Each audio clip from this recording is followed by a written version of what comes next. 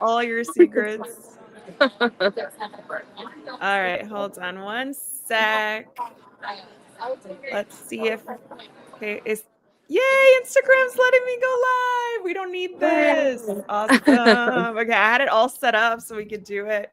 I On got a both. little worried about the Wi-Fi because I'm actually in Napa. I'm out in the vineyards. So good drinking spot. Oh my gosh, I'm so jealous. Next time we're gonna have a live in Napa having wine together. I'm Oh just my gosh, inviting myself. that would be so much fun. There's so many like beautiful areas out here, and then there's a lot of excellent like grooming. I'm actually here to do a special dental day tomorrow. My Really? aunt owns a salon here in this area, so just out here for a special day for doing dentals. Wow. Okay. Well, we have so much to dig into. So let me start. Thank you, everybody, for joining us.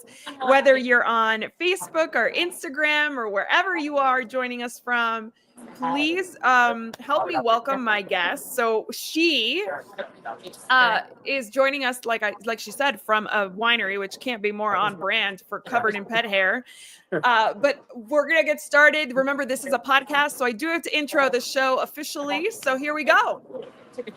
Welcome to Covered in Pet Hair, a boozy show for pet lovers on Pet Life Radio. I'm your host, Isabel Alvarez Arata, and today I have the pleasure of having a drink and a chat with a groomer who I met at Super Zoo, just randomly perusing the vendors, and I immediately thought she's got to be on the show. She is a pet parent, a professional groomer, an entrepreneur. She's a soccer fan, a foodie, a road tripper, and a nature lover. She's a coffee aficionado, an adventure seeker, a fellow Latina. She was born and raised in California, and she has a lot of pets. So listen to this. She's cat mom to Dean, a big boy travel show cat. She's cat mom to a calico named Penguin, a tabby named Coop, a Turkish Angora named Coco, a Russian Sphinx named Natasha. Then she's also dog mom to a golden doodle named Lucy, of course, because I don't think you're allowed to name a golden doodle anything other than Lucy. And her ride or die love of her life, Bichon Poodle mix, Luke. She is Katrina Chavez of the Groom Room, which was voted the best salon in the high desert area of California. Welcome, Katrina. It's so good to have you on the show. I really appreciate you having me. I'm like so excited. It's my first like podcast experience, so it's definitely something I've been looking forward to. Oh my gosh, it's so cool that you're going live, because a lot of people want to start with like a recorded show where they could like be edited, but we're going live. We're live. Everybody can see us, I'm hear definitely you. nervous, so I probably will like get tongue-tied very easily. No, you're fine. You're totally fine. The idea of this show is to get to know you and have happy hour. So I could not imagine doing a better like Friday happy hour kind of thing than with you in Napa having whatever that is, which I'm going to ask you in a second. But before we get started, I want to introduce our drinking game. So whomever wants to participate in happy hour with us today, you don't have to be in Napa or in El Paso. You just grab whatever drink you enjoy, whether it's alcoholic or non-alcoholic. And every time you hear the word groom, whether we say it on purpose or not, you're going to take a drink of whatever you're enjoying. But please be over 21 in the U.S. to partake. Never drink and drive, and always drink responsibly. So what is that? Is that like a frozen rosé, like a frosé? It is. So I'm at this amazing little public market in downtown Napa. It's called Bar Lucia. And this is a guava pineapple frosé. Like it's amazing. That sounds so good for a Friday afternoon. What's the weather like in Napa right now? So we can pretend we're there. I love it. It's chilly. It's in the mid 60s, I believe. It's overcast, and that's honestly my favorite weather. So, Overcast? Okay, no. Mhm. No, I need sunshine. I am like seasonal affective disorder, like 365 days a year. If it gets cloudy, I'm sad. Oh yeah, then stay in Texas then. Napa is it's very moody. It gets overcast often, and yeah, that makes me happy. The more Yeah. rain, the more overcast, the more clouds, the better. Wow. So yeah, I live in Sun City. So obviously I've chosen my place to live based on all of the freckles that I'm getting every day, but like how happy it makes me, but it's fine. So I'm also enjoying like a happy hour afternoon springtime drink. I'm having an Aperol Spritz because it's just like I have this thing for Aperol Spritz right now, like everybody else. I'm so basic and I just love an Aperol Spritz. So cheers to you. Thank you for being my guest Cheers. today. Cheers. Cheers. Absolutely. Let's drink through a straw. Mm. I love a frosé, but I've never had one with like fancy flavors and such. This is like the place to go. It's absolutely like it's adorable. There's a oyster bar here. There's a lot of cheese and just a lot of deliciousness here. You know how to speak my language. You said cheese and oysters. Are you and wine? Are you kidding? Like that's everything. I mean, again, so basic of me. That is exactly what I like to eat and drink. So I want to get to know you, and I want my audience to get to know you. Just a little backstory. Like I said when we started, I met Katrina at a vendor booth in at Super Zoo, and we'll talk about that in a second. But she just kind of like came in, said hello to the vendors, and I was just like, who are you? And I need to know you. So I want to get to know you even more because we only spoke for like 10 minutes. So I've designed a game called 7 questions, not 20 questions because we don't have all day. 7 questions, the Groom Room edition. So I am going to ask you about you and just your experience as a groomer. Are you ready to play? Let's do it. All right, perfect. The first question, and these are quick fire, so you got to answer quickly. How long have you been a groomer? Almost 10 years. Almost 10 years. That's very good. What pets do you groom? Dogs, cats, guinea pigs. I've even had the occasional tortoise to do a nail trim. Yeah, I get some odd, funky ones. Amazing. Well, we're going to focus on dog grooming today, but that is really awesome to know that you can even groom a turtle. That is news to me. I specialize in cats and dogs, so if you gave me a turtle, I'd have no idea where to begin. They're so cute. They are. They're beautiful. And somebody was just offering one they found in like our buy nothing group, and like for like a half a second, I was like, do I need a turtle? And I decided against it. Okay, so what dogs do you tend to groom the most? Is there a breed that's most popular in your area? Yes, I do a lot of poodles. All of the curly coats, those are my genuine, like they're my favorite. Anything curly coated, just puts a smile on my face instantly. The minute I know that I get to get those cute little round heads. Oh my gosh, that's so funny. Most groomers are like, doodles, no. Oh, and I love every minute of it. Amazing. Okay, how many breed specific cuts do you know, give or take? Ooh, kind of all modified, but I would say probably 3 or 4 of them. But Wow. typically like modified, I would say. Not Okay. a show groomer. So you mostly groom for like the pet's comfort, not like the breed standard. Absolutely. I mean, what's more important to me, the pet's comfort. All right. What is the worst thing a client can do to you as a groomer? Ooh, lack of appreciation. If you don't take into consideration the hard work that truly goes into making your baby not only look good but feel good, if they get upset about things, that's hard on any groomer. I believe it. I believe it. And what about a dog? What's the worst thing a dog can do to you? Ooh, I've had a dog lift his leg and pee on me, and that was pretty rude. It was after a groom, and he just lifted his leg as to say, "Here, take that." Oh my gosh, so funny. This is a yes or no question. Anal gland extraction or no? Occasionally, I try to avoid it. I try to avoid it unless they need it, then I will. Okay, bonus question because that was 7, but is it as bad? Can it be as bad as we've seen it on social media? Yep, every bit of it is absolutely disgusting. If you don't know what an anal gland extraction is, I don't recommend you look it up. Let's just say it's nasty. It's nasty. It's so nasty. It really is. I'm actually taking a quick break to see if you guys are seeing us on Instagram because I feel like we've frozen here a second. But it looks like I did just send a message and we're still there. So I will continue. All right. So perfect. Great job on a game designed for you. I set it up so that none of my guests ever fail at anything here. So I want to know how you got into grooming. At the time, my groomer was a house call groomer. I had a difficult dog. We ended up becoming close friends, and holidays season came up, and she needed help, and so I kind of offered it, and I became her assistant, and jumped right into house call grooming.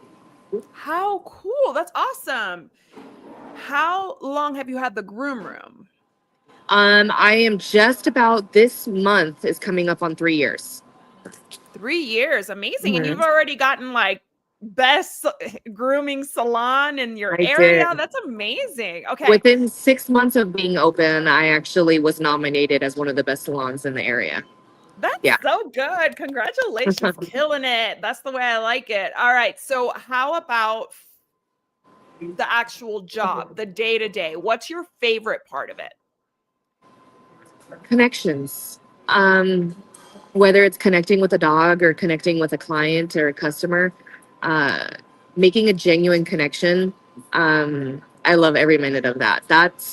Um, it's special. I didn't get to do that when I worked corporate. I did also work corporate for years, and it was so in and out. And making a connection with a dog or even the client or the owner was non-existent. So being able to have that and own my business and uh, let it be a focus for me, that's been everything. That's awesome. Yeah, I get it. I get that. I think people go into the pet industry thinking that they're going to be focusing on pets, but they find hopefully the positive that you also connect with humans a lot because you I've connect over made something as so important as their many, pets. yeah, I've made so many lifelong connections, relationships. And it's just amazing the connections that I have made at the expos and in my salon. Yeah, I was going to ask you, are you part of any grooming groups and do you network a lot with fellow groomers? I do try to network quite a bit, especially now that I offer sedation-free dentals in the salon. So I have made it a point to really, I have always made it a point to connect with my salons around me. I would rather us all connect together and, work together. But because of the dentals, it's something that not very many people do offer. So I do try to extend um, as much help for the dogs through that even as well. But yeah, a lot of groups, Pro Groomer Network. I belong to all the big ones, but I'm not always as active just because I'm so busy with the salon every day. Right. Yeah, you're a groomer and a business owner. That's plenty, I'm sure. All right. What is your least favorite part of the job? Ooh,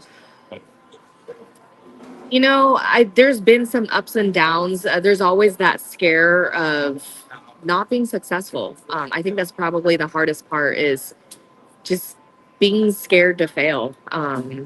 That's that is always something that you as a business owner have to take into consideration. But for me personally, it's like if my business is failing, that means I failed. It's my baby.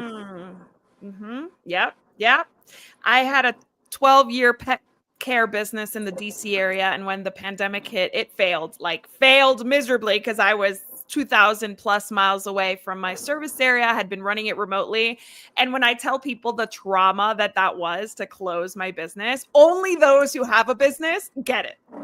Yeah. Only those that hard. have a business that they refer to as their baby get it. So I totally understand. You've poured your heart and soul into this business.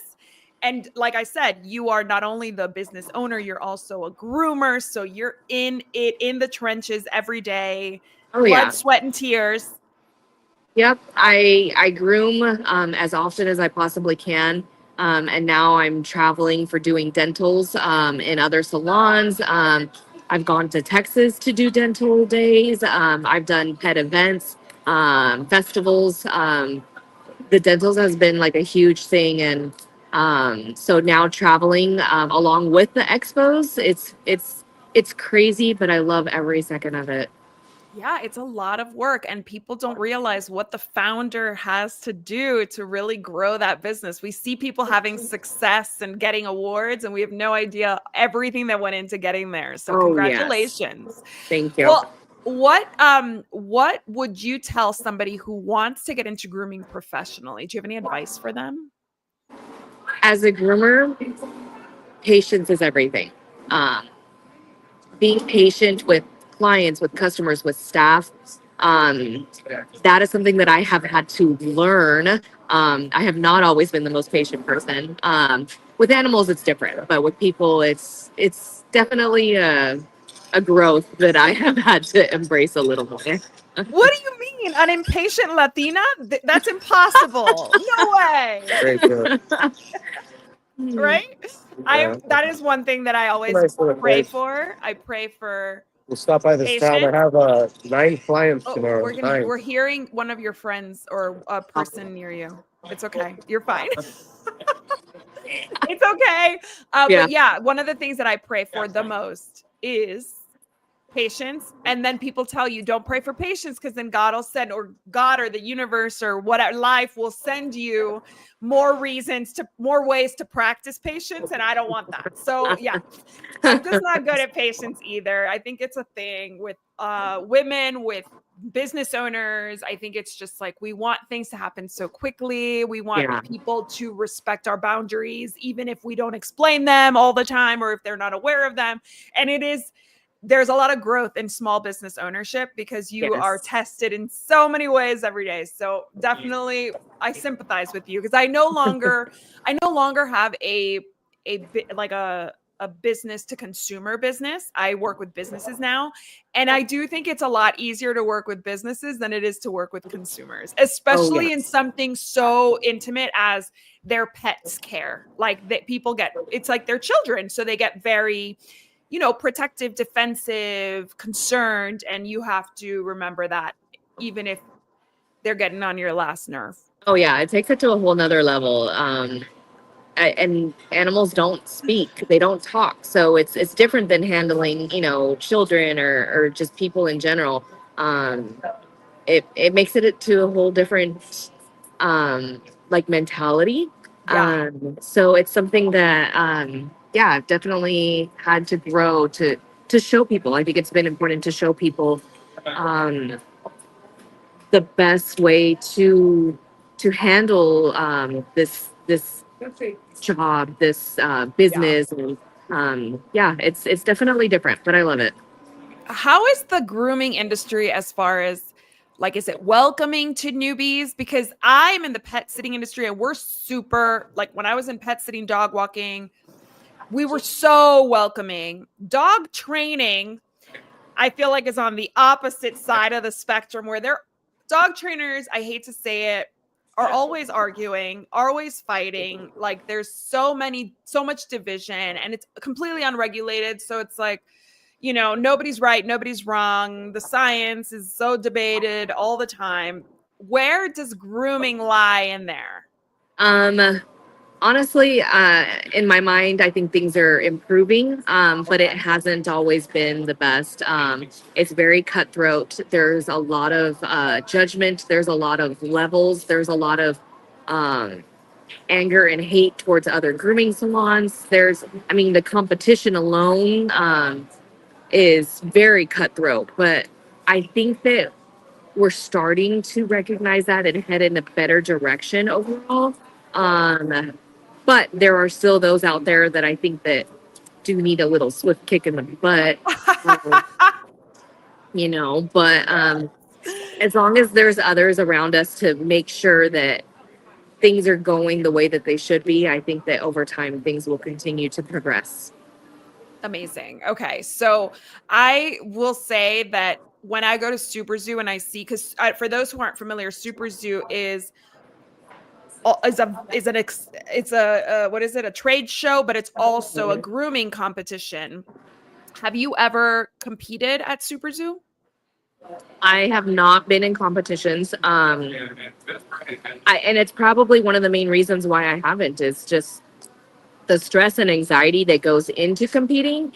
Um, yeah, I don't know that has been. I welcome stress and anxiety, but in a different way. The stress and anxiety of grooming a cat or grooming a dog that is not welcoming it, I would much rather handle that stress and anxiety versus a competition per se. Yeah, I think well, like you said, it's competitive. It's an industry that's become competitive, that's become a little bit cutthroat, that is where people maybe are cliquish, right? Like there's cliques Mhm. that are hard to penetrate. Yeah, like those things happen. I think that happens in like the human like stylist world too. My best friend and her husband have a salon, and I do think that there's a little bit of that competition, like the too cool for school kind of vibe where you want to Yeah. be the coolest, the best, the most, the most innovative. And it does put pressure on everybody who participates in these industries. That's why I like to be on the side of like the dog walkers, pet sitters. We're just talking about like which is the best poop bag and like how do I get this person to scoop the litter box before they leave town, because now I'm spending 40 minutes cleaning something they haven't cleaned in a week. So those are like the kinds of things that pet sitters, deal with. And I mean, I know pet sitting business owners that have 7-figure businesses that really like are just the nicest, most approachable, happy to give advice, happy to share their secrets kind of people. And like that's what I would expect from all industries at some point when Mm, we all grow I up. truly wish there's a lot of groomers still in the industry that I think it's still like high school. It's very cliquey. There's a lot of unapproachable groomers.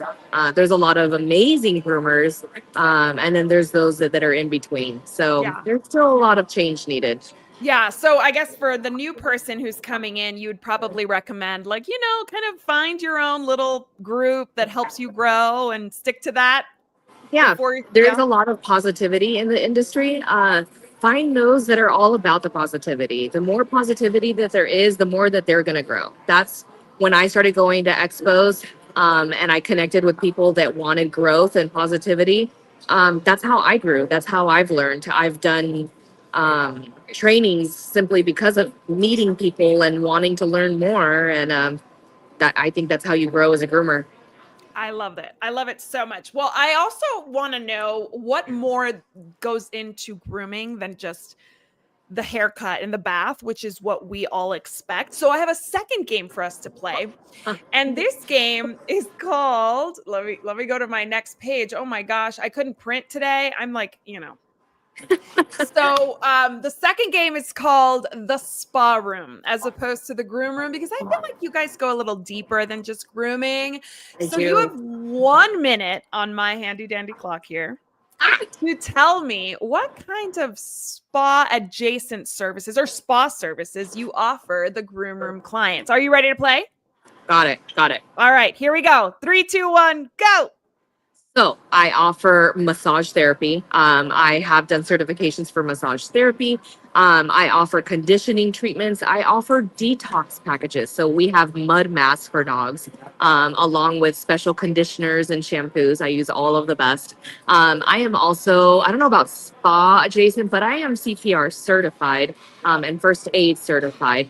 And I am also safety certified specifically for cats. I am internationally certified.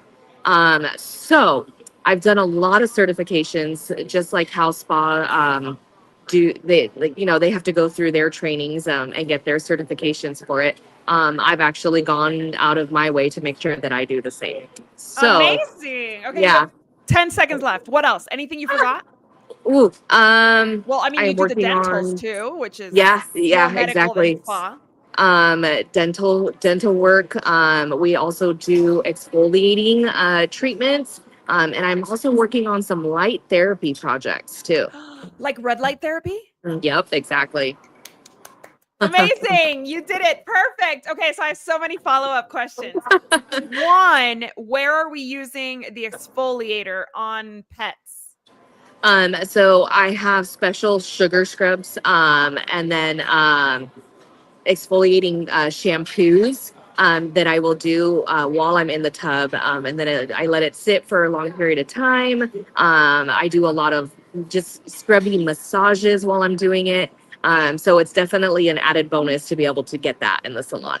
Oh my gosh. Okay, so what kind of pets? Usually like a shorter hair dog, or does it matter? Doesn't necessarily matter, but my area that I live in, it's desert. It's a lot of sand, it's a lot of dirt, it's a lot of dry skin and coat. So the exfoliating treatments definitely help relieve all of that yucky skin that needs to go. Yeah, no, I know. I know exactly what you're talking about. We have gotten so many dust storms in El Paso this spring that I don't even know what to do. My patio is just like you walk by it and it's just clouds of dust just come up. It's terrible. So I Yes. totally hear it. My dogs get groomed once a month, and I feel like it hasn't been enough this spring. I like at all. Okay, so what about the red light therapy? Tell us about how you would use that. So that's something new that I'm getting into. I'm just starting out. So I'm still doing a lot of research with it. But my dog personally, he he's like a walking vet visit. And he kills me with his skin and his coat. He has a lot of allergies. He he has been in and out of the vet for years. So with red light therapy, my hopes and what I'm seeing is that there has been some improvement. So with their skin and the redness and irritation, a lot of allergy prone pets, it's something that has been brought to my attention that I feel like it's time to start introducing. I know it exists and I'm seeing it, but I think it's starting to like really need to make more of an appearance in the industry. I think it's such a good idea. I use red light therapy on my face. I'm 85. I'm just kidding. So obviously it's working. No, I love red light therapy. I think I know I have there are also people using it for joint pain and stuff. Obviously that would be more Yes. med spa type stuff, but there are people Mhm. using it for for like the hanging skin on the mom, and like for like the growing pains on the kid, and for the joint pain on the dog, and like the whole family could really use red light therapy from my understanding. So it's so cool that you're bringing that to your clients, because if we're all saying, wow, this is so helpful for me, for my neck, for my for my skin, for whatever, it's nice that our dogs, especially a dog with like allergies or irritation, could Yep. take advantage of that regeneration of the cells and all that it does. That's so cool. I haven't even really thought about that. I know that they sell these wands. Exactly. I have a Cleopatra mask that whenever I put it on, and this is like the most obscene mask you've ever seen in your life.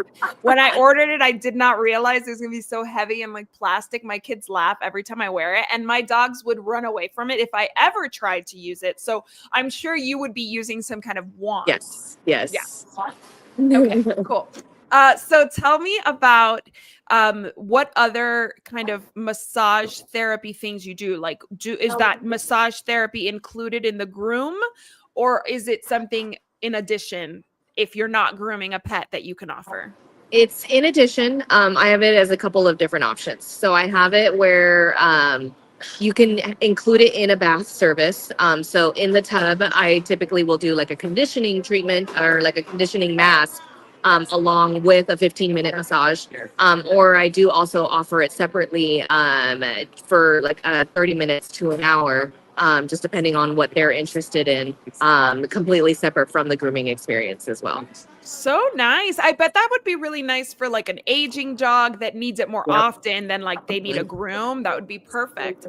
Yes. I noticed that you have beautiful hair. Oh, I thank you. noticed this. I noticed this when we met, and I noticed your gorgeous braid right now. Yeah, Tell it's me, it's a do long you? one. It is. Mhm. How do you use any dog products? Tell us the I truth. do. Do it. I love iGroom. iGroom is my favorite company as far as products go. And I will not lie and say that I have not used their sprays and their like all of their products in my own hair. Okay, now It's tell us what we need to be ordering. What, like I use dry shampoo. Do they have a dry shampoo? you know They they have a powder. I wouldn't say like a dry shampoo. They have like powders and stuff, but they have something called Magic Mist. That is just like it helps with blow drying and it helps defrizz and it helps like it's a light conditioning and like silky feel to it. So Magic Mist in my salon is a must. And everybody uses it, not just the pets, the humans too. Yeah, you know, I try to keep it to myself and um so yeah, Okay, so my I other made a note here. groomers. I'm making a note of what I'm about to go order because I will spend all my money at Ulta and never find what I need. Maybe I've just been shopping at the wrong place. Maybe I should have been at Petco. I don't know. I don't know. All right. So you mentioned during the game that you have a bunch of certifications, and I'm imagining that certifications are what differentiates a groomer from a professional groomer. Would you agree on that? Absolutely. What kind of certifications are we talking about when we're looking as pet parents for a groomer? What are we looking for? Um, when I started my business, I was just a basic groomer. I got through basic training, safety. Since then, CPR and first aid certifications are very important, especially for myself and my salon. We specialize in senior dogs or misunderstood dogs. So we have a lot of dogs that have health concerns, seizures, those types of things. So being able to handle those types of dogs and in those situations has been something that um, I have made sure that I feel responsible that I am able to handle those pets, along with just grooming in general. I mean, I have cat certifications for cat safety. I also belong to California Pet Groomers Association, which is um, it is a group that helps maintain the standards in a salon to a higher level than others may want to even consider. Everything is safe. Everything is regularly sanitized. I will, in my salon, I will never tolerate mistreatment or difficulty or uh, heavy restraint, any of those types of things. So as a pet parent, knowing something like that, that's been special to me. I also don't have kennels. So dogs get playtime. But with that, I have to make sure that everything is more safe and more sanitized.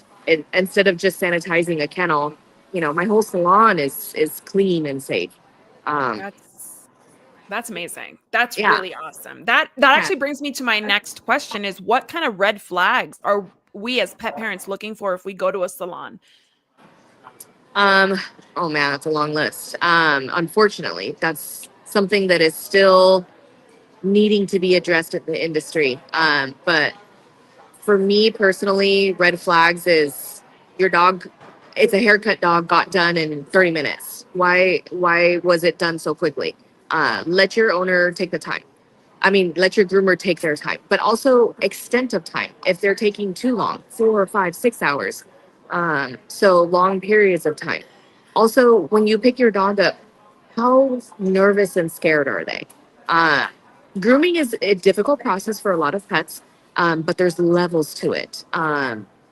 It can be nerve wracking, especially for the first couple times. But if your dog comes home and they're absolutely terrified for the whole rest of the day, you may wonder why. Was the salon too loud? Were they handled too roughly?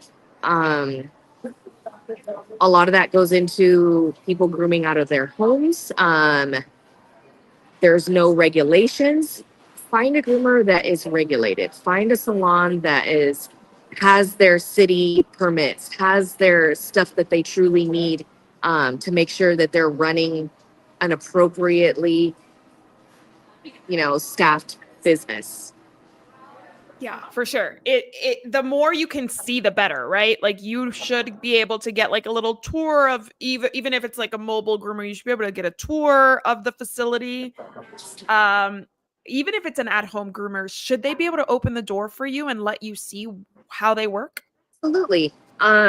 If they're not wanting you to see what is in their salon and how they do things, that would be a concern for me.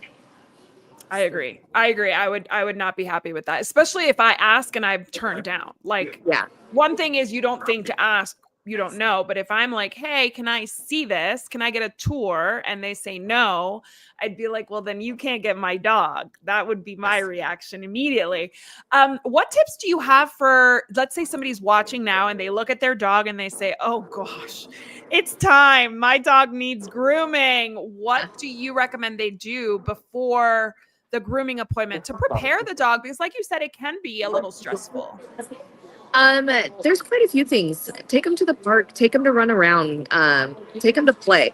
The more tired they are, the better they're going to handle the grooming process, honestly. If your dog does have bad anxiety, there's, natural options like CBD. And that's even if it's like necessary. But letting your groomer build a relationship with your dog, stick with one groomer. Find one you really like, stick with them. Don't move around. Let them build a relationship with your dog and with you. The easier it is on the dog to get to know somebody and go back to that same person over and over, the haircut's going to come out better too. I love that. Yeah, that's really good advice. We actually have a mobile groomer that comes to us and it's always the same. First it was one person, now it's two people, and it's always the same team, and it just it puts me at ease. It puts the dogs at ease. The dog, they know exactly who they are, and my Kira will literally like look at them and turn around and walk away from the front door. But doesn't take a lot of convincing, and they do just such a good job, and I always trust them. So that's why I may pay a little more to have them come to me. They started in like a brick and mortar, they went to mobile. It's evolved, but I've stayed with the company because I trust those groomers. And I agree with you. You have to develop a relationship with your pet care team, whether it's your vet, your groomer, your pet sitter. Develop a relationship with them, not only for you and your peace of mind, but for the pet, who really doesn't want to have a new person caring for them every time that they get a haircut or they go to see a veterinarian, because that experience is already stressful as it is, even with somebody they know. So yeah, absolutely. Okay, so this is a very controversial question in the industry. And I know we've been focusing on dogs, but do cats need grooming or not? They do. They do. They do. They do, but not every groomer can handle cats. No. A lot of cats don't want to be handled. There's a lot of limitations to it. And a lot of groomers you have to know the signs. And if you're not paying attention to the signs and you're too slow to react, you will get bit, you will get scratched, and you will end up with hospital visits. So handling cats it's truly to a whole new level of work and understanding. Cats are hard. Cats are really hard. Cats are much harder than dogs. And I had the Charleston cat groomer on my show ages ago, and she said, you have to be a pretty brave person to know that the cat doesn't want to do this and do it anyway. But you also need to be educated on, like you said, reacting quickly, knowing the signs. You tend to, I didn't see that you are fear-free certified, but you tend to have those kind of like approaches where you consider even, a sedative before the grooming just to set them up for success. Tell us about what that conversation with a pet parent might look like. Like, you get the cat or the dog and you say, this is not safe. How do you proceed? For me, it's really going to depend on if it's a cat or a dog. The cat, you can honestly tell pretty much from the start. There's a lot of signs, like their ears being tucked back, similar to a dog, but their whiskers are also a big notification as to how they feel about the process. Hair raised. They're similar to dogs, they're just more subtle. So if they're very nervous from the beginning and they're having a hard time just being around people, one of the first things that I do is I ask owners, are they people friendly? Do they come out when people come over to visit? And if they don't and they run and hide, they're not going to handle me very well either. No, exactly. No, especially with water and with combing and with soap and in an unfamiliar environment. And Yes. I mean, it's just like layers upon layers of things that are different for them. And we all know cats are just happiest at home. They're happiest in their home environment, in their territory. They really don't want to few of them want to get out into the world unless they've been prepped for it, unless they're used to it, they've been socialized to it from an early age. So when do you recommend a new cat parent start taking their cat to the groomer? I my same is my answer for cats and dogs. The younger, the better. Get their first set of vaccines in. Make sure that you trust your groomer that they do have a safe and sanitized environment. And as long as that is not a concern, 4 to 6 weeks, get them started. uh, Getting their nails done, touching their feet, brushing them, handling them. Truly, same answer for cats and dogs. The younger, the better. And turtles and guinea pigs.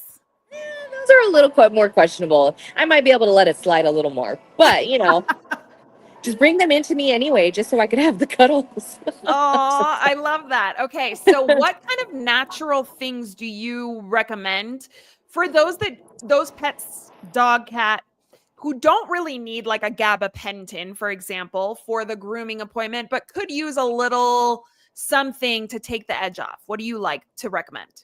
I 100% believe in CBD products. I specifically have worked with regularly and loved Chill Paws. That's who you met me at the Yes, booth with exactly. in Super Zoo. I have worked closely with them and I carry their products. Chill Paws is an amazing regulated CBD company that makes sure that they are safe, and it's their products actually work. You've I seen use them the work. oil. Yeah. Yes, I use their oil regularly. I use it on my own dogs. I use it regularly with clients' dogs. It's the one that I have used that I 100% will stand by. That is so cool. I love that we have options now as pet parents. When I was growing up, I mean, we didn't even groom our dogs. Most people barely even brought them into the house, like at least in the Latin culture, Mhm. right? Like they were just Yes. outside dogs covered in dirt all the time. Their nails were growing under. And it's so nice that we have the opportunity to bring our pets in to get what they need from an expert like you. I know that there is a privilege in that. Is what do you say to somebody who says like I wish I could find a professional groomer like you. I don't live anywhere where there is a professional or I can't afford the cost of a professional. How hard is it to really educate oneself and do it DIY? It's something that in my mind is hard, just because I know that there are so many groomers out there. There's so many amazing groomers nationwide. um you can learn to groom. It's something that takes a lot of effort though, and tools and equipment are at anybody's disposal. Amazon has everything you could possibly need, so it's always possible, but learn your safety tips before you learn the grooming. That would be the one thing. Yeah, and actually, once you finally buy everything from Amazon, you might as well just have paid the professional. I feel Yeah, like because things are not that truly. cheap. And Yeah. can somebody who's maybe on a budget just prolong the number, like the time between grooms, or would it be better for them at that point to do an at-home DIY? As long as they are brushing their dog or their pet, that can prolong. Like the better they are at brushing their pet, the more you can prolong the process, honestly. Yeah, so really brushing, combing, super critical for everything, right? For like not allowing the mats to come up, for not allowing the nails to get all so long. You can actually like get them used to the brush and then maybe get them used to the nail trims.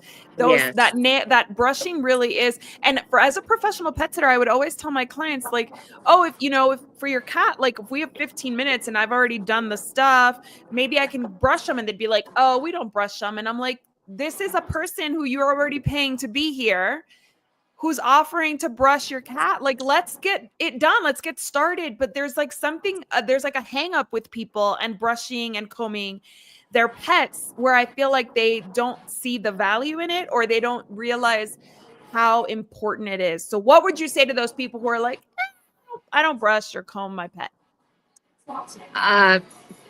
Honestly, to be blunt, expect more grooming visits. You can spend the money and you can pay me to do it. I don't have a problem with that. I do that. That's my job.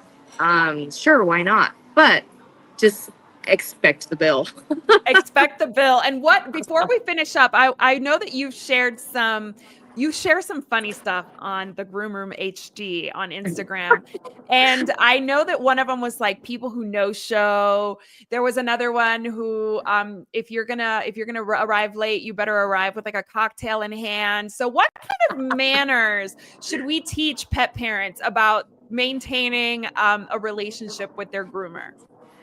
I mean, the biggest thing to take into consideration is that especially for a salon like mine, who is kennel free, we're one-on-one based. So when you don't show, we lose money. So it's important to just take into consideration that this is our livelihood. And we understand things do happen. A car didn't start, or honestly, you could completely forget, but just keep it in mind that we have our livelihood and this is our business. And even if it's not always like a concern for them, just taking into consideration that they're not going to always be, I don't want to say like welcome. Of course, their dogs are always welcome, but it's harder to adjust scheduling when we continue to have pet parents that don't show.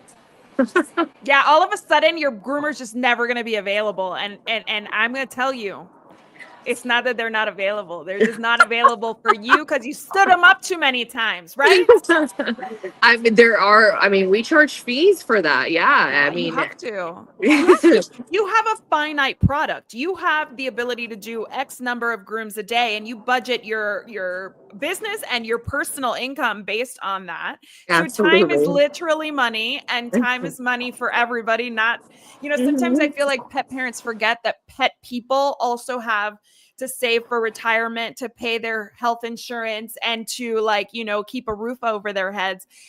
They respect like the doctor's rules, but the pet groomer somehow does not get the same respect. So this is me telling you, respect your groomers. They too have expenses. Well, I have so enjoyed talking to you. I know you want to get back to enjoying Napa, so I'm going to wrap it up.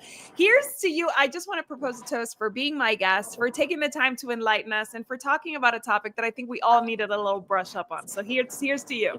Cheers to you. I also want to propose a toast to my executive producer, Mark Winter. Thank you, Mark. And to you, my audience, for joining us.